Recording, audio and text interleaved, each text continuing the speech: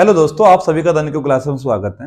मैं राजेश कुमार मिश्रा आज आप लोगों के सामने 11th का एक नया टॉपिक लेके उपस्थित हुआ हूं, जिसका नाम है रासायनिक संयोग के नियम, लॉ ऑफ केमिकल कॉम्बिनेशन।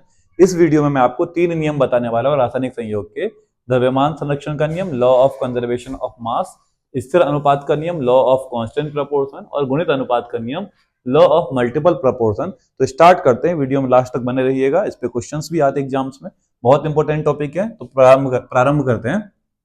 सबसे पहला टॉपिक है द्रव्यमान संरक्षण का नियम, law of conservation of mass. जब भी किसी चीज का संरक्षण हो जाए, इसका मतलब उससे हम ना तो क्रिएट कर सकते हैं, ना ही हम डिस्ट्रॉय कर सकते हैं।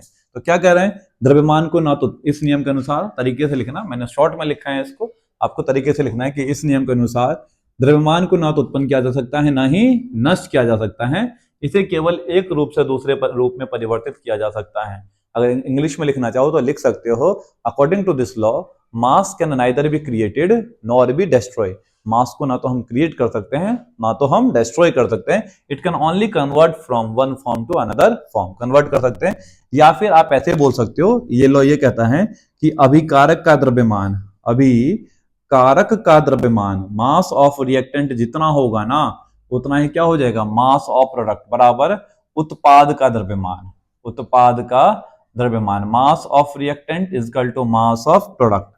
इंग्लिश में बोलो तो mass of reactant is equal to mass of product. Mass of product, मैं इसको जरा प्रूफ करके दिखाता हूं कि जैसे कैल्शियम कार्बोनेट है, चूना पत्थर जिसको हम बोलते हैं कैल्शियम कार्बोनेट, अगर इसको हमें तोड़ना है, मतलब अगर इसको हम गर्म करते हैं तो ये टूट जाता है। ये सॉलिड है बच्चे, ये सॉलिड है।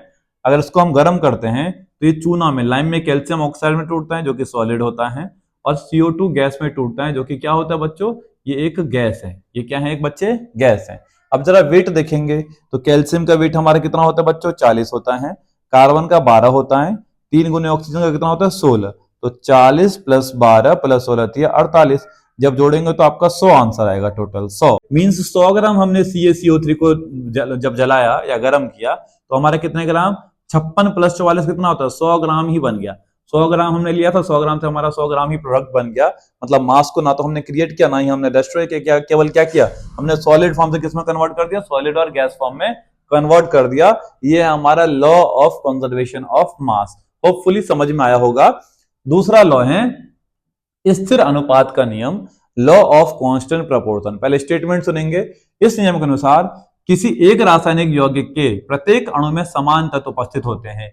जैसे H2O एक अणु है, H2O एक अणु है, तो H2O जितना भी होगा अणु, जितने भी H2O अणु होंगे उसमें हाइड्रोजन 2 होगा और ऑक्सीजन 1 होगा, ये कहता है। और उनका द्रव्यमान का अनुपात भी निश्चित होता है, उनका मास का रेशियो भी कैसा होता है, डेफिनेट होता है। अगर इंग्लिश में बोलूं, in one chemical compound each molecule contain same number of elements and it's ratio is also definite. जैसे मैं इसका एग्जाम्पल बोलूं आप लोगों को कि H2O की बात करें, अगर हम H2O की बात करें तो H2O में अगर मैं रेशियो निकालना चाहूंगा किसका बच्चों, हाइड्रोजन का और ऑक्सीजन का जरा रेशियो निकालना चाहूंगा, तो हाइड्रोजन रेशियो का ऑक्सीजन निकालें बच्चे। हाइड्रोजन का 1 का वेट 1 होता है, तो 2 का 2, हाइड्रोजन का वजन कितना हो जाएगा, 2। और रेशियो ऑक्सीजन का वजन कितना होगा, तो ऑक्सीजन का 16 होता है। जब इसको हम काटेंगे तो 1:8, मतलब हाइड्रोजन और ऑक्सीजन का अनुपात क्या निकल के आ गया, 1:8। अब इस H2O को चाहे आप कहीं से भी निकाल लो, चाहे नाली वाले पानी को ले लो, चाहे समुद्र के जल को ले लो, कहीं से भी ले लो, हमेशा हाइड्रोजन ऑक्सीजन का रेशियो क्या होगा, 1:8 ही रहेगा। मींस पानी चाहे कोई सा भी मॉलिक्यूल उठाओगे, हर जगह क्या होगा, हाइड्रोजन 2 रहेगा और ऑक्सीजन कैसा रहेगा, 1 रहेगा। इसे बोलते हैं स्थिर अनुपात के नियम।